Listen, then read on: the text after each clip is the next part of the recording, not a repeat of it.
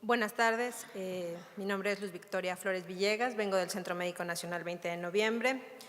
Pues más que todo lo que nos pusieron ahorita de que la experiencia en leucemia mieloide aguda, el tema global es cómo se aplica todas las herramientas de diagnóstico para la leucemia mieloide aguda tanto en adultos como en niños. Vamos a hacer algunas definiciones, ver cómo realmente es el antecedente epidemiológico. Vamos a ver el diagnóstico, cómo se está realizando actualmente y el impacto diagnóstico con la estratificación de riesgo y con el tratamiento. Y qué es lo que tenemos en parte para poder ofrecer. Si bien ya lo hemos visto que este es un grupo heterogéneo de leucemias que se presentan en diversos precursores mieloides, eritroides, megacarocitos o monocitos, también debemos de considerar que las leucemias mieloides agudas son una enfermedad realmente muy compleja y dinámica que se caracteriza por múltiples mutaciones conductoras adquiridas somáticamente o bien en la línea germinal, que esto va a ser muy importante más para el contexto que estamos viendo en la leucemia mieloide a nivel también pediátrico, y donde se encuentran clones que concurren o coexisten y hacen que se evolucione a una enfermedad por un largo tiempo. En Estados Unidos se reporta que de las leucemias agudas, el 80% corresponden a las leucemias mieloblásticas agudas y el 15 al 20% se presenta en los niños. La población asiática es de las que más incidencia tienen sobre estas leucemias.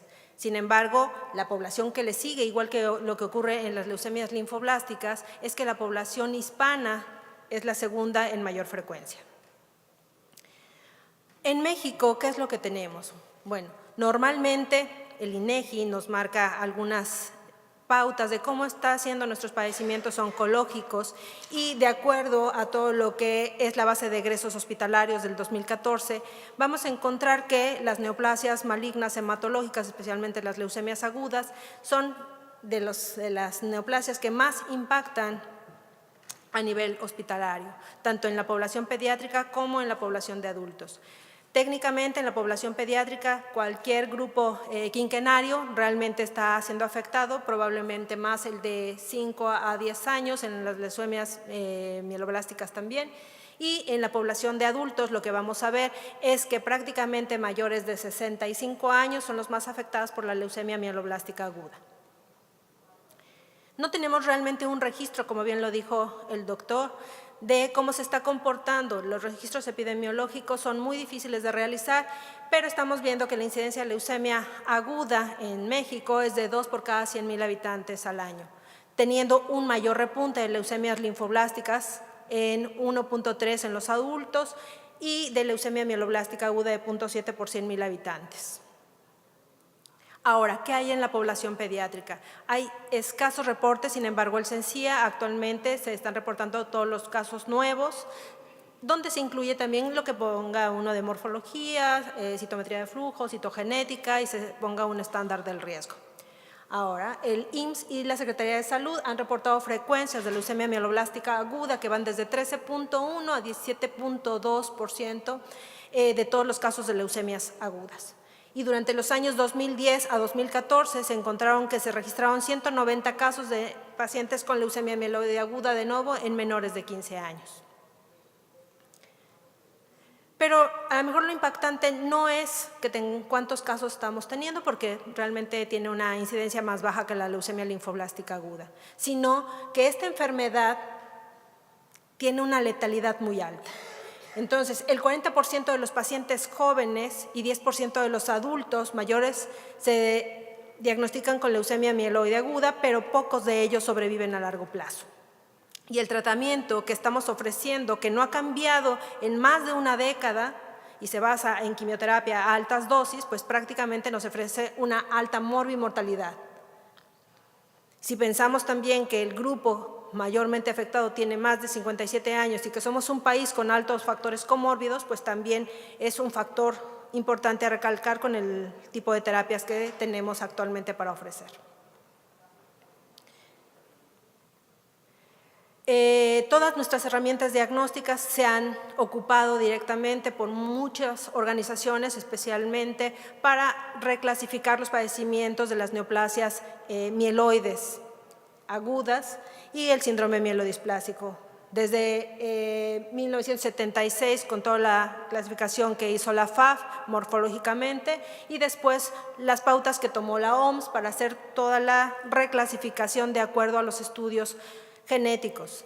Después de lo que fue 1999, se tomó por morfología una disminución del número de blastos para poder decir que estábamos ante una leucemia aguda. Después todos los estudios citogenéticos, especialmente a partir del 2008, empiezan a generar cambios constantes para que se pueda hacer una reclasificación adecuada. En algunos de ellos, las leucemias mieloblásticas más comunes, pues ahora ya ni siquiera requerimos que tengan un 20% de blastos, con que tengan la mutación presente, como es la 821, la 1517, la inversión del 16 o la translocación 1616, pues con eso basta para que nosotros podamos tomar que es una leucemia mieloblástica aguda.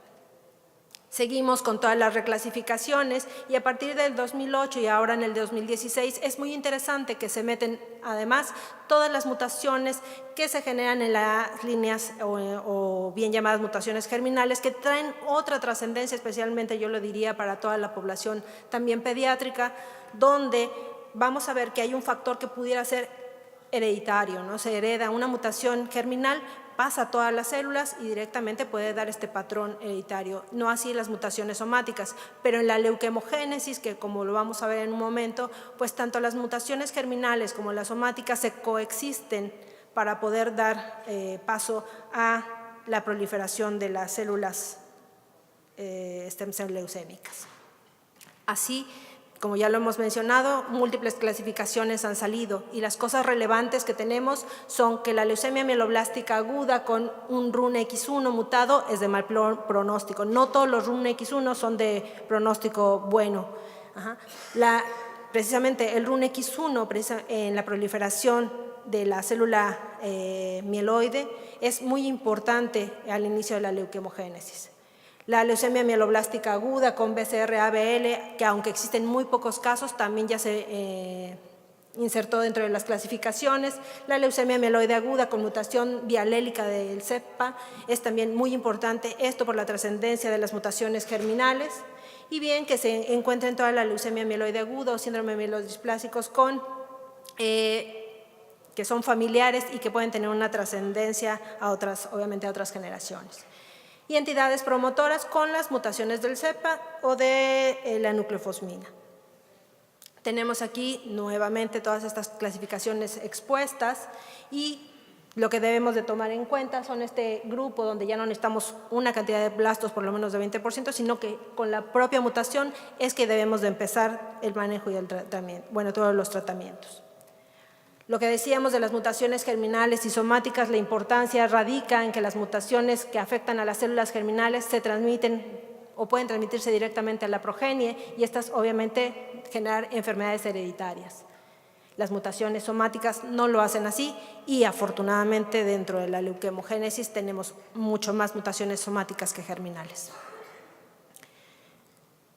Ahora, ¿qué es importante dentro de estas clasificaciones y para que los que manejan todos los grupos pediátricos? Bueno, pues aquí también incluimos a todos los pacientes que tienen síndrome de Noonan, síndrome de Down, aquellos pacientes como que tienen disqueratosis congénitas o síndromes de inestabilidad cromosómica. Estos pueden tener una progresión y lo que hemos visto actualmente también los pacientes con síndrome mielodisplásico que en la edad pediátrica se han ido incrementando.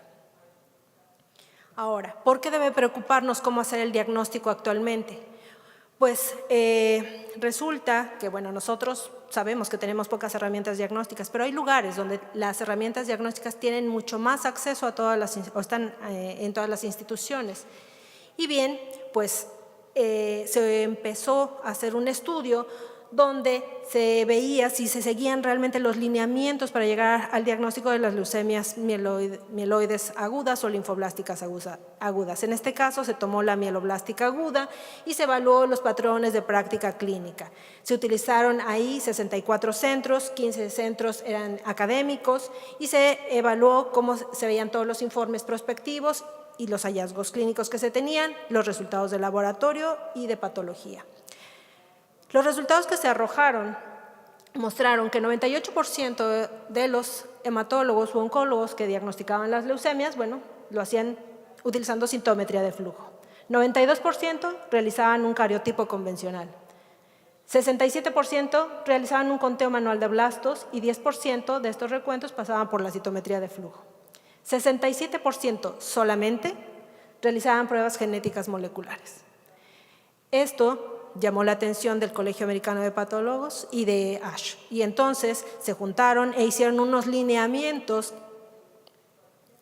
para que se pudieran llevar a cabo todas de forma continua y vigilada realmente la manera en cómo se realizaba el diagnóstico. ¿Por qué? Porque se ha visto que todo el impacto de la biología molecular está teniendo sobre la sobrevida global.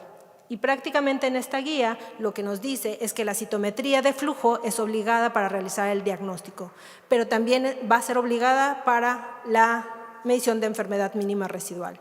La siguiente es que se debe de hacer todo lo que es la médula ósea y la biopsia de hueso y se deben de hacer los estudios de citogenética, incluyendo cariotipo y estudios moleculares como son especialmente el FLT3. Solamente dentro de otros, como algo que no es fuertemente recomendado, pero es una recomendación para las leucemias promielocíticas, se incluye todo el panel de coagulación.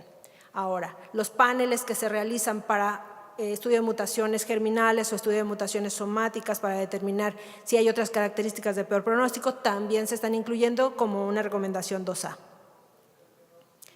Dentro de los procedimientos diagnósticos que todo el mundo estamos familiarizados, viene todo lo que es la morfología y ver en sangre periférica por lo menos 200 leucocitos, en médula ósea realizar 500, la cuenta de 500 células nucleadas, 20% de blastosomas nos da el diagnóstico de leucemia, donde se deben de incluir los mieloblastos, monoblastos y megacarioblastos, a excepción de las entidades que tienen la translocación 15-17, la translocación 8-21, inversión del 16 o translocación 16-16. En la leucemia mieloide aguda con diferenciación monocítica o mielomonocítica, los monoblastos y promonocitos deben ser tomados como blastos. Y ahora en los cambios discretos que ha habido en todo el diagnóstico morfológico, en lo que era la leucemia M6, actualmente leucemia eritroide pura requiere por lo menos de 80% de precursores eritroides inmaduros con 30% de proeritroblastos. El inmunofenotipo, en términos generales, al alcance de todos. Y provee una lista de marcadores que son útiles para el diagnóstico de estas neoplasias. Lo importante de estas circunstancias es que, bueno, los paneles ya están puestos, tenemos quien los realice, pero también debemos de poner atención en toda la expresión de antígenos aberrantes de diferenciación que estén presentes, porque de estos también va uno a valerse para la medición de la enfermedad mínima residual.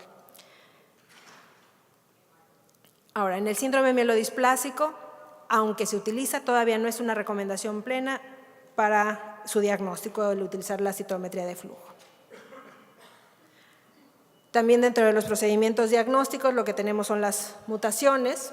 Aquí tenemos mutaciones de clase 1. Se dice que para la leuquemogénesis de la leucemia mieloide aguda se requiere de mutaciones que generen un doble hit. ¿Qué quiere decir esto? Mutaciones de clase 1 que se involucren o se coordinen con mutaciones de clase 2 para generar lo que es una proliferación celular y un bloqueo en la maduración.